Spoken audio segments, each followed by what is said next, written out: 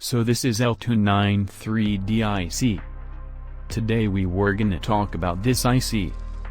And yes, if you are new to our channel, make sure to hit that subscribe button for more informative videos. Okay, let's first see what is motor driver IC. A motor driver IC is an integrated circuit chip which is usually used to control motors in autonomous robots. Motor driver ICs act as an interface between microprocessors in robots and the motors in the robot. The most commonly used motor driver ICs are from the L293 series such as L293D, L293D, etc. So how it operates? The L293D IC receives signals from the microprocessor and transmits the relative signal to the motors. It has two voltage pins, one of which is used to draw current for the working of the L293D and the other is used to apply voltage to the motors. The L293D switches its output signal according to the input received from the microprocessor. L293D and its working. The L293D is a 16-pin IC, with 8 pins, on each side, dedicated to the controlling of a motor. There are 2 input pins, 2 output pins and 1 enable pin for each motor. L293D consists of 2 H-bridge. H-bridge is the simplest circuit for controlling a low-current rated motor. Working of a H-bridge. H-bridge is given this name because it can be modeled as 4 switches on the corners of H. The basic diagram of H-bridge is given below. In the given diagram, the arrow on the left points to the higher potential side of the input voltage of the circuit.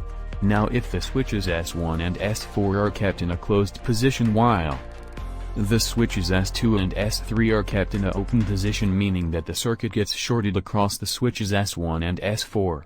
This creates a path for the current to flow, starting from the V input to switch S1 to the motor, then to switch S4 and then the exiting from the circuit. This flow of the current would make the motor turn in one direction. The direction of motion of the motor can be clockwise or anti-clockwise. This is because the rotation of the motor depends upon the connection of the terminals of the motor with the switches. For simplicity, let's assume that in this condition the motor rotates in a clockwise direction. Now, when S3 and S2 are closed then and S1 and S4 are kept open, then the current flows from the other direction and the motor will now definitely rotates in counterclockwise direction. Working mechanism. Now depending upon the values of the input and enable, the motors will rotate in either clockwise or anti-clockwise direction with full speed, when enable is high, or with less speed, when enable is provided with PWM. Let us assume for left motor when enable is high and input 1 and input 2 are high and low respectively, then the motor will move in clockwise direction. So the behavior of the motor depending on the input conditions will be as follows.